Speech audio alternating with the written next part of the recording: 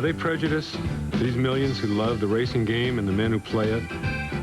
Are they prejudiced, or are these really the most wonderful, crazy, and colorful characters in all of sport? And man, when they throw the flag, I'm going down the backstretch doing the race. Here's a monkey sitting in the passenger side, and you know it's real close because the driver's sitting on in the other cars. Here's a monkey grinning at them, and they'd almost run into the wall. And would you believe that monkey would laugh at them and cut up and wave at them? He run in 8 races with me, and NASCAR didn't say a word.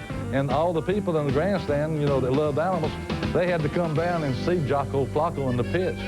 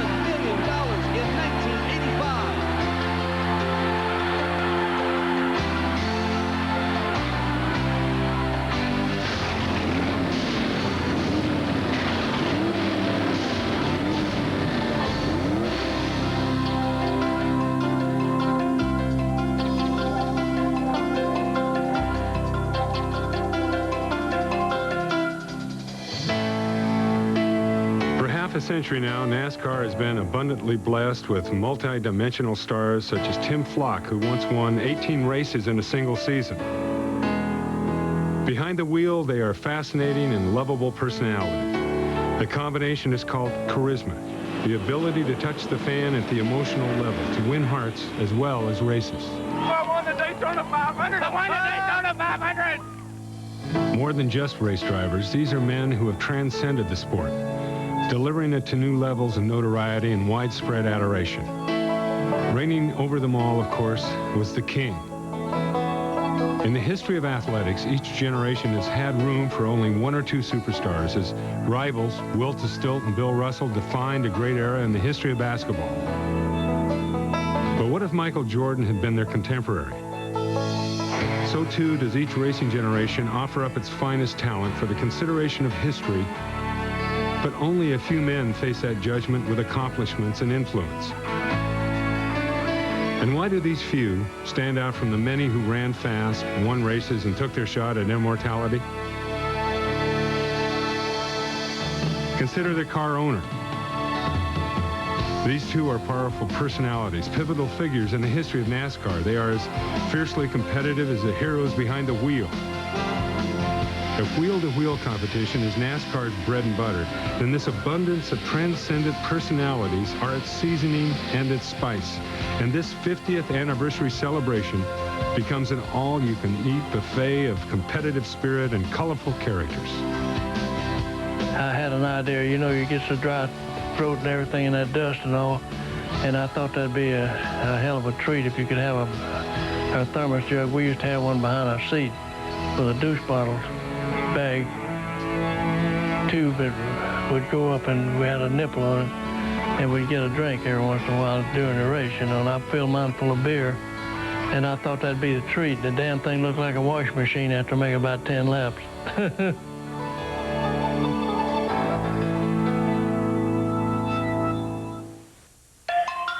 The 50 is brought to you by your select GM Goodwrench Service Plus dealers. The plus means better.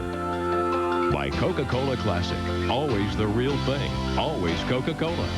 And by 76 NASCAR High Performance Motor Oil. Works for NASCAR, works for your car.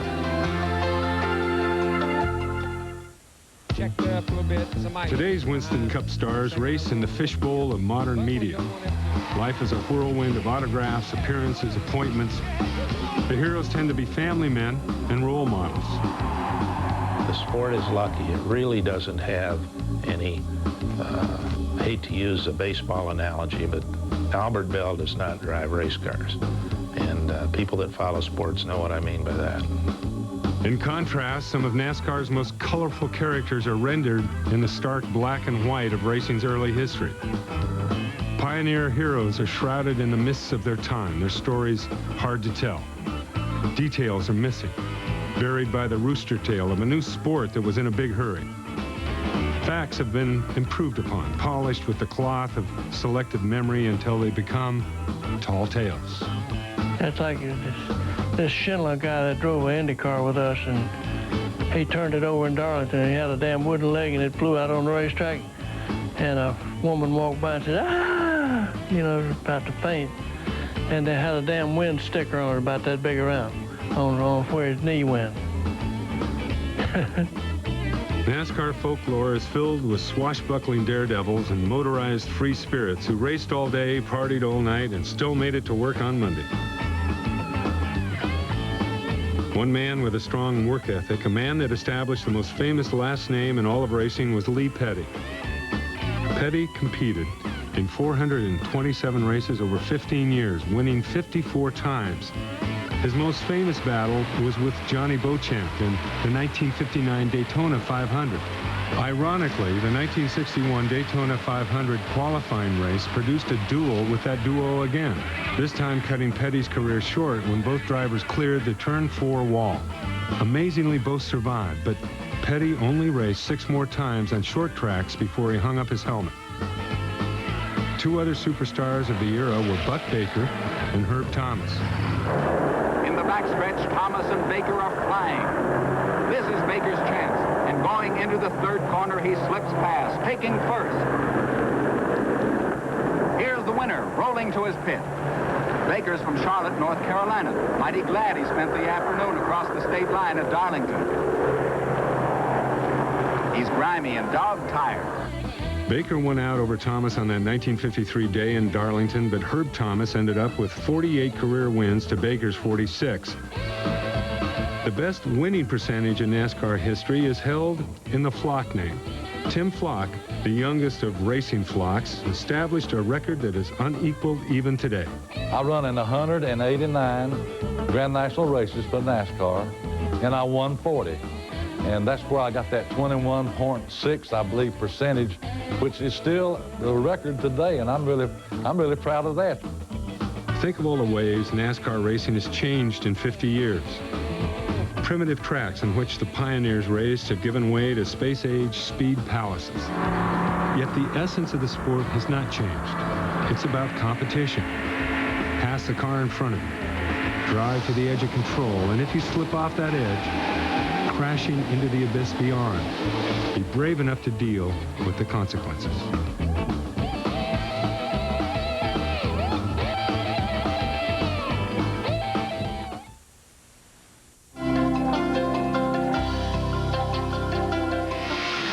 It is inescapable truth. Racing is dangerous. At the end of the day, the characters in this sport loom larger than life because they are brave enough to stare down death. Ultimately, that courage is what separates them from the rest of us. Let's meet some of the men who are going to make the sports news. Let's look at the drivers. Here's Fireball Roberts. Quiet, slow-spoken fella from Florida who is the most famous stock car driver in all the world. He's the favorite. He had the top qualifying speed of over 130 miles an hour. He really moved. This is Joe Weatherly.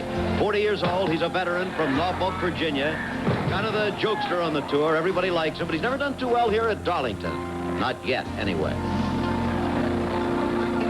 This is David Pearson, 27 years old, one of the younger drivers. And moving into the picture, Larry Frank.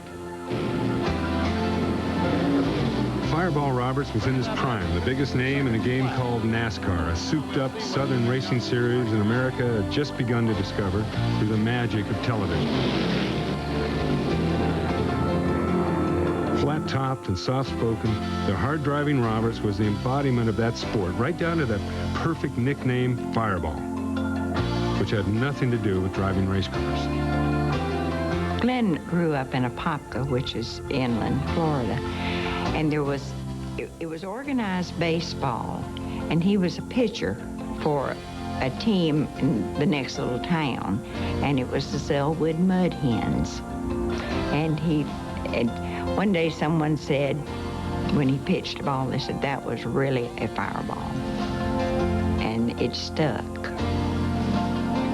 Fireball's nickname didn't catch Doris right off the bat, but she met Fireball at a track in Charlotte on Little Rock Road, and her heart was captured by his mind. Not only by then was I impressed with his driving, but later in the evening, I was very impressed with his intelligence. Each crop of NASCAR heroes leaves its distinctive mark. There goes Roberts. He's got him. Roberts led his generation into uncharted realms of speed, not only on the track, but with his quick-thinking mind as well. We have here a phenomenon that exists at no other track in the country, that of the wind turbulence. You drivers call it drafting. Can you tell us a little bit about the technique of drafting and how you handle it? Well, first off, if people could imagine the draft of one of these cars like the wake of a boat, maybe they could understand it a little better. And that's exactly what happens out here. We have a wake of air that you can't see, but it's just like a boat in the water. So if the front car breaks the wind for the car in the rear can run faster on less horsepower. Stature in the sport, respect from peers, God-given ability, and courage, none of it guaranteed the star driver's immunity from danger. In the 1964 running of the World 600, Junior Johnson and Ned Jarrett tangled and Fireball spun trying to miss them. His car hit the inside wall and erupted in flames. 39 days later, the burns he suffered claimed his life. Our cars landed about 30 feet apart. And so I ran over to see if I could help him, and he was in the process of coming out of the car. He said, "Oh my God, Ned, help me, I'm on fire." And by the time we got part of the uniform off, the safety people had gotten there, and so they took over from there, but the burns eventually, of course, took his life. He was just sort of my idol. And then when he got killed in the crash, it's just like, I guess when you're a little kid, you find out there's no Santa Claus. It just sort of took everything out of the race. It just changed my whole theory of auto racing. I was good friends with Fireball. We had a lot in common. We talked a lot about racing, and we raced together a lot. And he's a guy you could race with and trust, and you didn't have to worry about what he's going to do. He'd do what was right. It wouldn't be something he'd do something foolish or something like that. Roberts had 33 wins in his 14-year career. Unfortunately, the death of the sport's biggest star was not an isolated incident. Little Joe Weatherly first claimed the racing spotlight as a motorcycle champion. He came to NASCAR with a wide-open style and a huge sense of humor. The Virginia native claimed the national title in 1962 and 1963, but 4 months later, he was cut down in his championship prime in a crash at Riverside. Those who die in battle are often remembered best for their courage.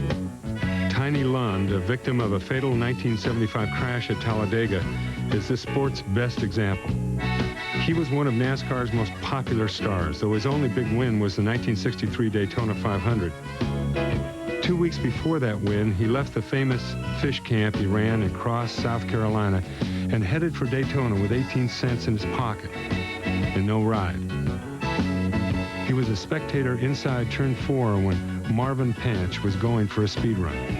I had the car qualified for the Wood Brothers, and Ford put a Winston Cup or Grand National type engine into a Maserati, birdcage Maserati, and they wanted some dummy to try it out because they were going to try to break the record.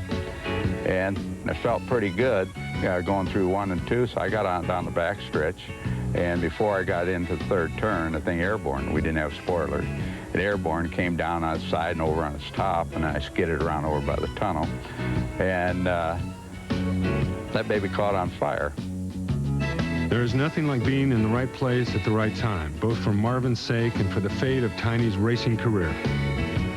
And here's Tiny Lund, the fellow who got this ride for his heroic efforts is pulling Marvin Panch out of his burning sports car, was named to drive the car as Panch is being recovering. Tiny Lund doing a great job at car number 21. waiting for his service. He's the leader. He inherited the lead when Lorenzen and Jarrett stopped, and he's trying to hang on to it now with the pit stop, getting close to the half-minute mark, and away he goes. Tiny's is a wonderful story of courage rewarded, but the deaths of his contemporaries, Roberts and Weatherly among them, had a profound impact on the sport and its stars. The 60s could be remembered for early retirements.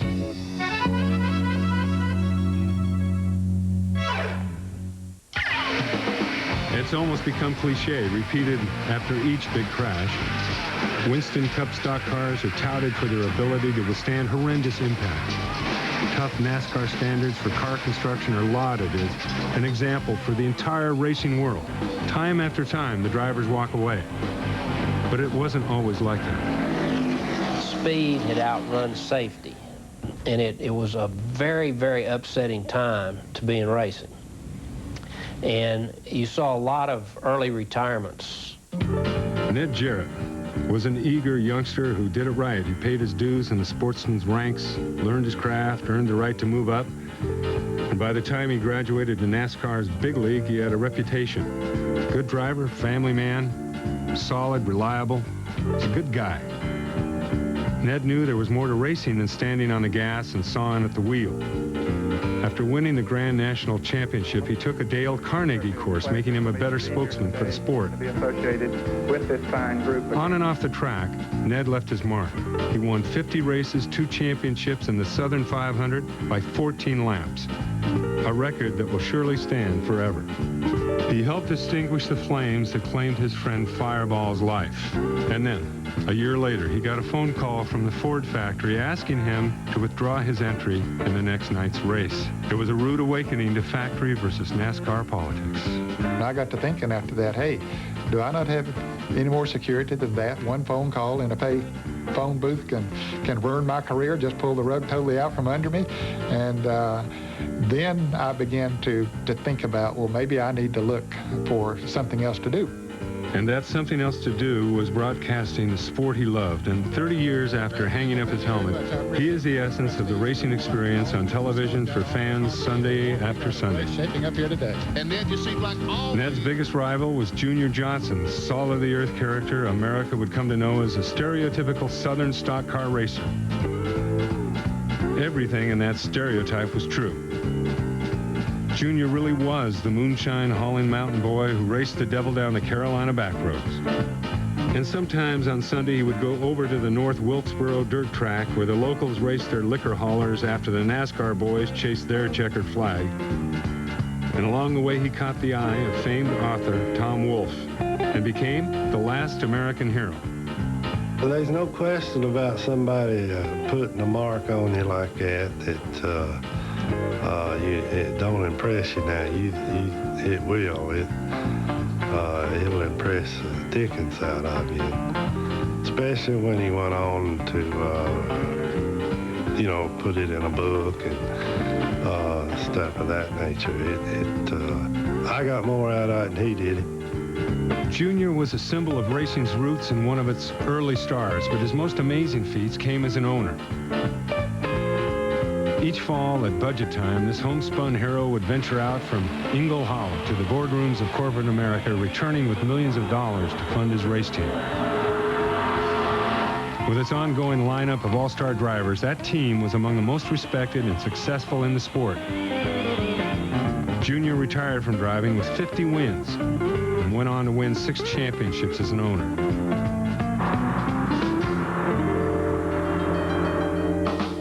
No one could boogie like the Golden Boy. In the early 60s, Johnson, Jarrett, and the rest of the Carolina boys encountered a formidable opponent, unlike any they had dealt with before. Fred Lorenzen came south from Chicago with 2 USAC stock car titles in his pocket, determined to beat the NASCAR regulars. The Golden Boy was different. It's not just that he was a Yankee. He was a Yankee who wore a jacket to dinner, carried a comb in his pocket, thought it was just as good to think your way to victory as it was to stomp the throttle and bull your way to the front.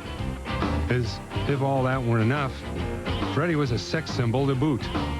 And here's 27-year-old Bobby Sox idol Fred Lorenzen of Elmhurst, Illinois. Two-time national champion and master of the acknowledged technique of drafting here, the standard bearer of the Ford T. Success came quickly.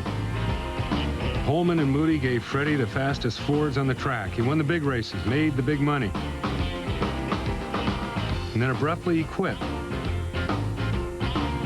Most racers reflecting on their careers are quick to say they have no regrets. Fred Lorenzen is the exception. All of a sudden, I just woke up one day and just quit. I wasn't feeling good. Now I regret it to this day.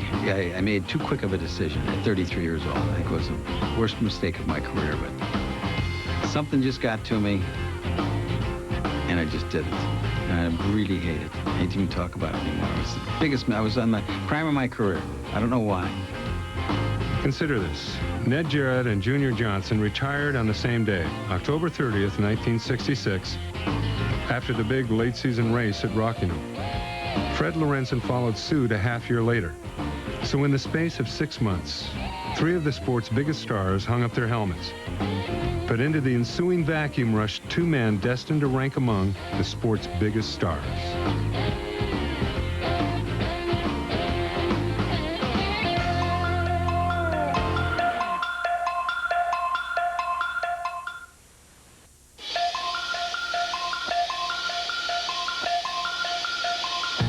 Just as Valentino begat Bogart, who begat Nicholson, as Babe's lore passed to Williams, who in turn passed the torch to Mantle, so too does a superstar status pass down in the history of NASCAR.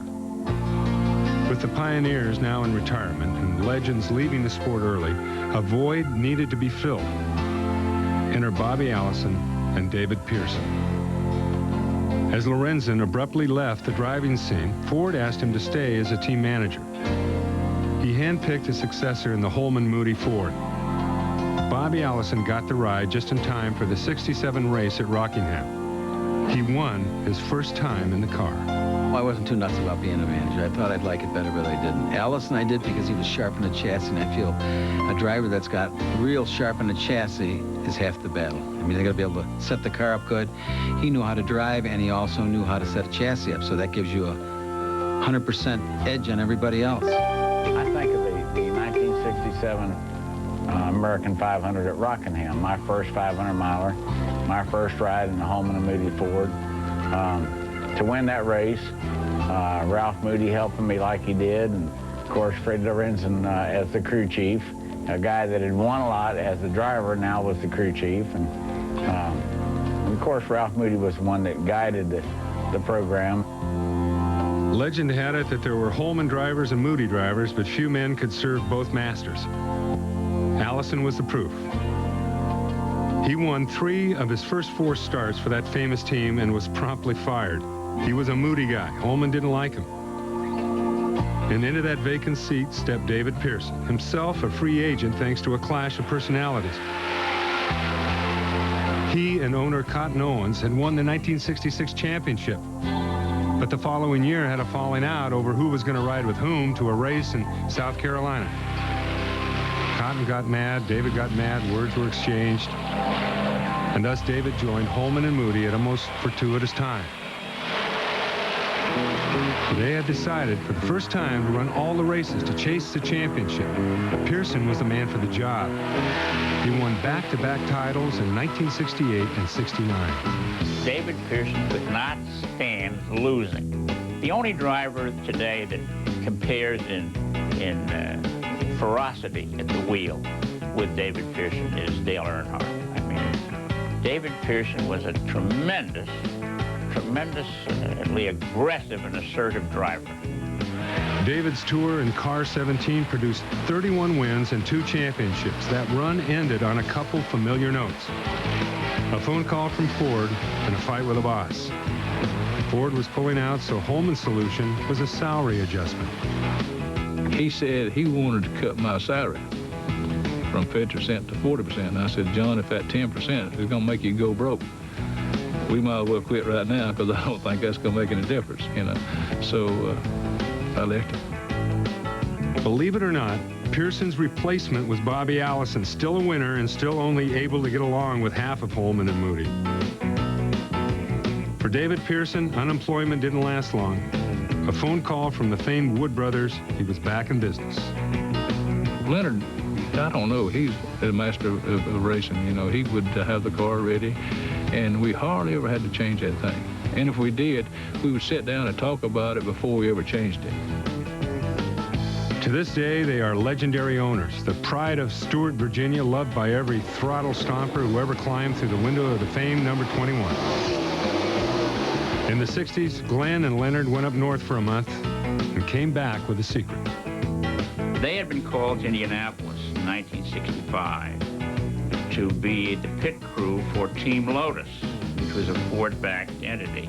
Jim Clark won the race, and they were in the pits. And during their stay in Indianapolis, they learned about stagger. Nobody knew what stagger was except the IndyCar set, the difference in circumference of one wheel alongside another wheel. And they figured that out, and they were the only team in NASCAR racing that used stagger, and they used it to their advantage. They was probably the first person to ever measure a tire, to get the stagger right and everything. Nobody else ever done that. And I know for over a year, nobody ever even saw us do it. One thing that definitely is no secret is the success that Pearson enjoyed saddled up in that Purolator Mercury, rewarding him with the current title of NASCAR's second winningest driver. And for Allison, he ranks third on the win list along with Darrell Waltrip.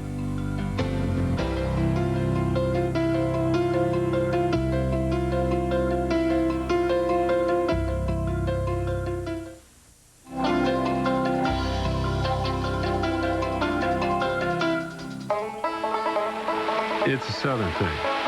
Stock car fans identifying their heroes by first name only. In the 60s, Richard reigned supreme. From the Holman Moody soap opera, David and Bobby emerged as stars, and rounding out the triumvirate of challengers to the king was Cale. Fullback stocky and bulldog tough, Cale Yarborough was in the midst of a 5-year love affair. I sat in that seat with the Wood brothers for 5 years, and one of the best 5 years of my life. We everything really got to rolling with the Wood brothers, and just set my career on fire. Mark those words. Coming from the man who would later win 3 straight championships driving for Junior Johnson, that is an eloquent tribute to Glenn and Leonard Wood, and the esteem in which they are held by the men who drive their cars. I didn't really have any problems at all figuring out who to give the good tire deals to. It was either Cale, Richard, or David. Between the 3 of them, when I started in the mid-70s, they won everything. And Cale, Cale was just a wonderful driver, and what a great guy. You could not help but admire and love Cale. He'd take on anybody any day. Fried chicken-fueled Junior Johnson Chevys with Cale Yarborough at the wheel dominated NASCAR's late 70s. With championships in 1976, 77, and 78, they temporarily dethroned the king himself, but NASCAR's established stars were growing old. Yarborough, for example, craved the luxury of a reduced schedule. The year is 1975. The Bee Gees' Jive Talkin' is at the top of the charts, and the most famous talker in the history of sports is winning the Thrilla in Manila.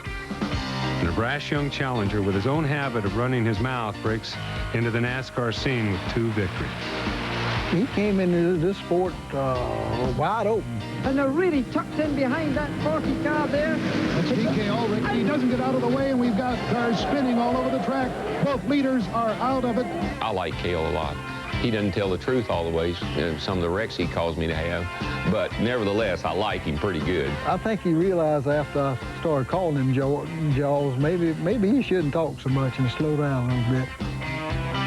Waltrip did run hard, both with his foot and with his mouth, and in 1979 made a run at greatness, challenging Petty for the Winston Cup, only to see his team and his title hopes fall apart in a pressure-packed championship stretch run. Darrell yearned for a better break that would make his racing dreams come true. Cale came to me in May of '80 and said, I'm going to give you some good advice.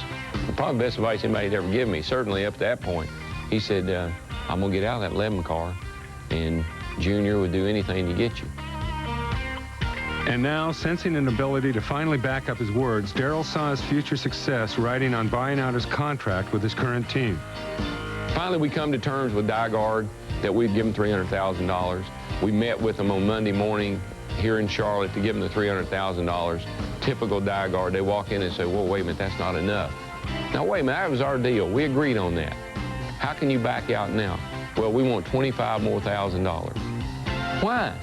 Well, because you're in the Busch Clash. We forgot about that. And you'll probably win it. And we want half of it because you got in it because of our car. So I had to run out and scramble around and get $25,000 more on top of the $300 I'd already given them. But anyway, we were able to do it, got a release, got out of there, signed up with Junior, and the rest is history. And I did win the Busch Clash. He was the first to buy out his contract amid such public fanfare, first to enthusiastically pursue a role of corporate spokesman and media darling.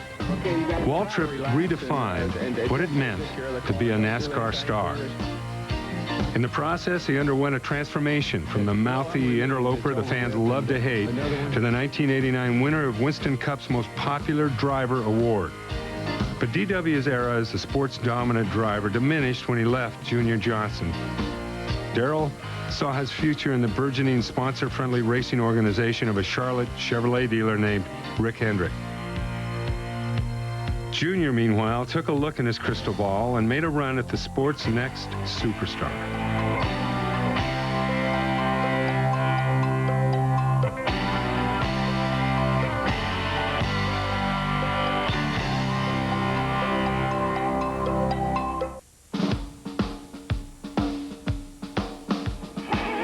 Those who saw him race still marvel at his determination and drive, his greatness. But how many of today's fans even recognize him? He made his mark on the hard scrabble short tracks, not the super speedways that became showcases of the stars. No legendary team provided cars. He built his own in the garage out back with help from his kids. And one of those kids was the key to the father's place in history. Inspired by near reverence for his dad, Dale Earnhardt would become the greatest driver of his era, maybe of all time. His bad boy reputation was a big hit in blue-collar America. He enjoyed popularity never before experienced by a racer.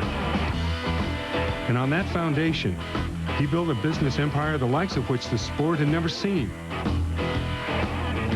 For over a decade, his was the face of stock car racing in America. En route to that mind-blowing success, he never forgot where he came from. And thanks to Dale Earnhardt, the sport will never forget his father, Ralph. He would race on Thursday night in Columbus, South Carolina, and I would get up early Friday morning, and I'd go out, and the car would be on the trailer outside. And he'd came in probably 3 or 4 in the morning, and I'd go out early, and before I'd go to school, and I'd look the car over, I'd look around the car, and I could about tell by how much dirt was on the front or how the car looked if you had a pretty good night or you know, a bad night. And I couldn't tell whether he won or run second, but I could tell whether he's in the front.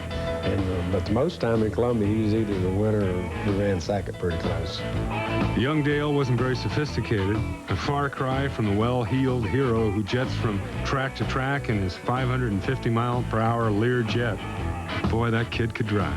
It caught the eye of those who could take him where his father had never gone.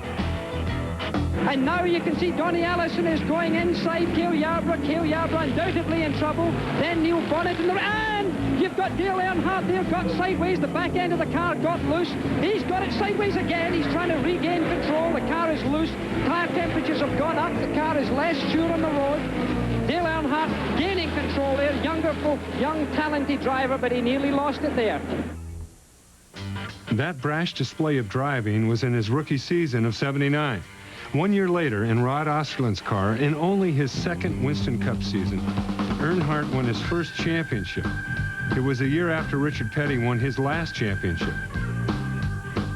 In retrospect, we can clearly see the end of one superstar era and the beginning of the next.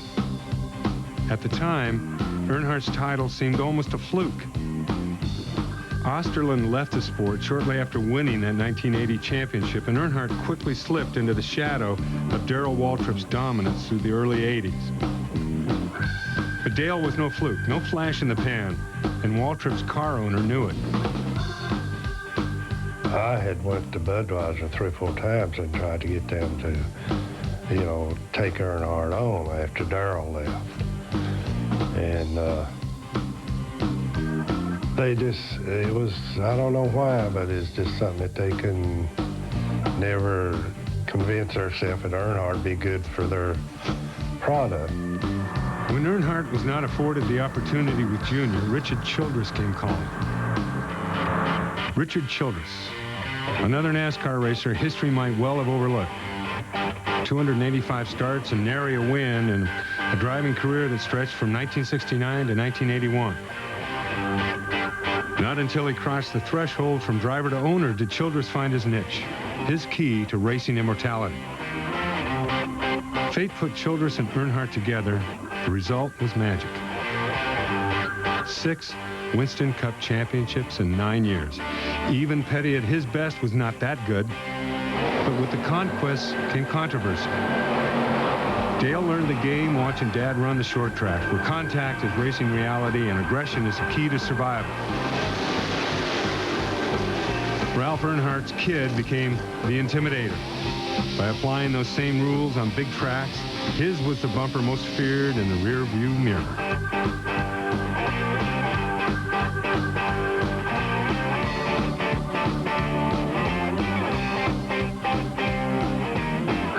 Through it all, his fan base grew. Annual sales of Earnhardt's paraphernalia has exploded to nearly $50 million. However you choose to analyze his appeal, the fact is that Earnhardt himself and the sport he had come to represent had struck a chord that was resonating across the landscape of American sports. At 200 miles per hour, stock car racing was roaring into the mainstream, headed for the top, led by a guy who wasn't afraid to knock people out of the way.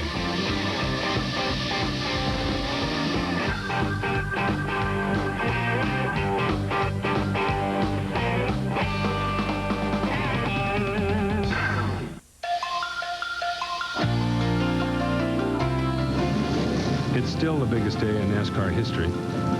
To celebrate America's birthday, the president went to a stock car race.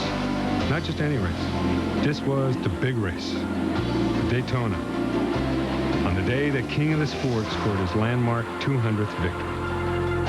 With all the presidents that's ever been in the United States, this is the first one that's ever showed up at a racetrack. So everybody's got to go from that, from racing standpoint, and I wanted to be the one that was able to welcome him to Grand National Racing. Proud to be an American could be NASCAR's motto, so it's appropriate for its stars to pal around with presidents. But King Richard Petty and the sport over which he reigns did not always travel in such prestigious company. Richard and racing grew up together from the humble beginnings in the hills of North Carolina. Like Ralph Earnhardt, Lee Petty was a great racer, whose greatest contribution to NASCAR history was his son. Richard would become the king, but his dad laid the foundation for that kingdom back in 1950. This is something I really like to do. I feel comfortable with it. I think we can win races, and I think we can make a living out of it. So then he just stopped his trucking business and just went into racing full time. Fiercely independent, Lee didn't drive for others. Instead, he built Petty Enterprises, at first the family team, eventually the Chrysler Corporation factory team. Independent to the end, Lee walked away from racing the day he retired. Richard's ascension began as a teenager. He and his brother Maurice took one of Lee's convertibles to a NASCAR race. And Richard's been going ever since. I was driving, my father was driving, and then my brother wanted to start driving. So he drove, I don't know, 10 or 12 races and did pretty good. And in fact, he done better to begin with than I did.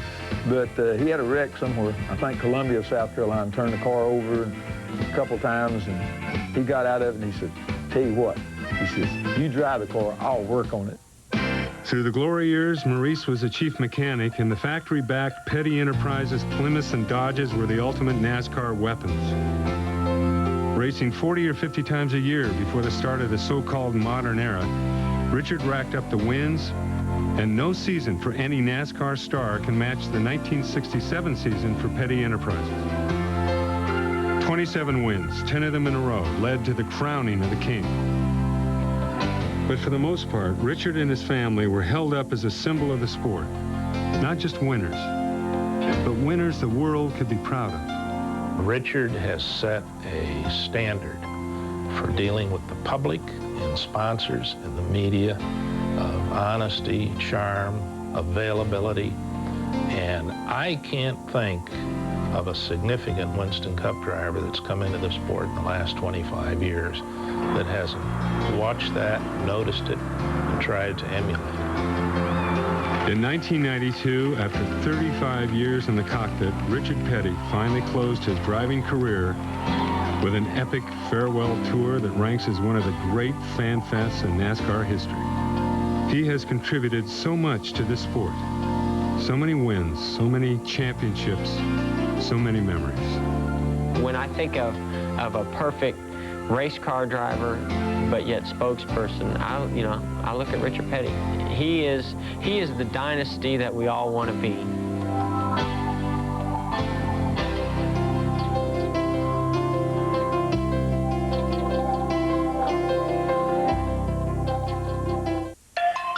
The 50 has been brought to you by the all-new Wide Track Grand Prix by Pontiac. Wider is better. And by Goodyear, #1 in tires.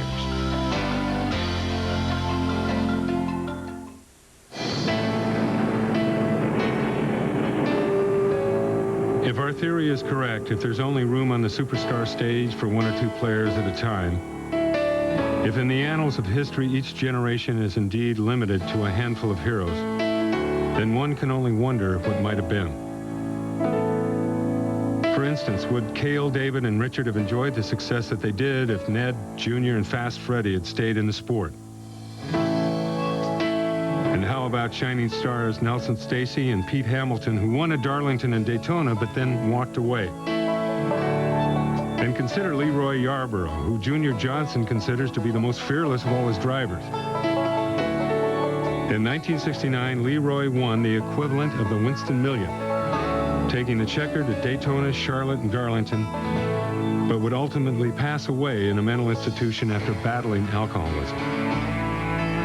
But perhaps one of the greatest warriors on the track was fighting a war off the track with AIDS. He would eventually succumb to the disease in 1989. Tim Richmond, whose 7 wins in 1986 proved his talents true, was one of the few that could test the Intimidator. We lost a great racer like Tim Richmond. I mean, he's just so much talent driving a car, but he's also one of those guys I don't think could tell you much how to put it together, but he could drive the heck out of it if you got it right. It is also true that fate cleared that stage in the tragic year 1993. The decade had begun with such great promise. 2 rising stars were vying for the attention of the stock car world. 2 fine young men many thought would eventually live among the old-time greats. There was Alan Kowicki, the Wisconsin short tracker with an engineering degree to go with his heavy right foot, willing to give up everything he had for a chance to prove that he was the best, and prove that he did on his own terms. Alan Kowicki, talent-wise, was untouchable. Alan got his chance, proved his point, won the championship, danced for that one moment on the superstar stage, if only briefly, before losing his life 4 months later in an aviation accident. And how do we measure the potential of Davey Allison? With his dad, Bobby, showing the way. And what better role model could any son have? The father leading, the son learning, the twin heritages of the Allison family and Alabama gang were surely ready to soar to new heights of greatness. Instead, the dreams all crashed down with Davey's new helicopter. Another bright light for the future gone suddenly dark. I think Davey would have definitely been champion over several times, probably. Who knows, I might not be 7-time champion if he is still alive. He'd have beat me out maybe a year or 2. It's just hard to figure how it would have turned out. But there is always another hopeful waiting for a turn on the superstar stage. Always another brave and talented kid waiting for an audition, eager for his chance to prove just how good he can be. Kawicki won his championship the same day the King retired, and a lot of folks saw it as a changing of the guard. We had no idea. Was 1992, Atlanta, the final race of 1992. Richard Petty, the king of stock car racing, his last race. But guess whose first race it was that day? Jeff Gordon. The king is dead. Long live the king. The move from USAC open-wheeled cars to NASCAR stock cars when he was only 18 made all the sense in the world. This kid had learned to race hard, fast, and close. Put him in a car with fenders, there's a very good chance he'd go somewhere. And go he did. The results are everywhere. 29 wins, 2 championships, the Winston Million. It used to get under my skin because he'd go out there and win, and I never thought he paid his dues. I thought he just got in a car, had the best cars, the best motors, the best everything, and win. But after I keep watching his talent and watching what he's able to achieve, I go, you know, this guy's naturally gifted, he's a hell of a driver. End of story. For years, pundits assumed the King's 200 career wins would never be equal. They still assume that. But now and then they wonder. He comes to this sport in the flower of charismatic youth at precisely the moment it has exploded into the mainstream of American consciousness. For 50 years, stock car racers toiled on the fringes of American sport. Now, at last, the product of Bill France Sr.'s vision has become the hottest sport in America. Thus does Gordon simultaneously reap the benefit of all those who have gone before and open doors for those who will follow. Where will he rank in a pantheon that centers around a king and includes so many who have contributed so much? History will decide how significant the current heroes are and how they stack up against all those who have gone before.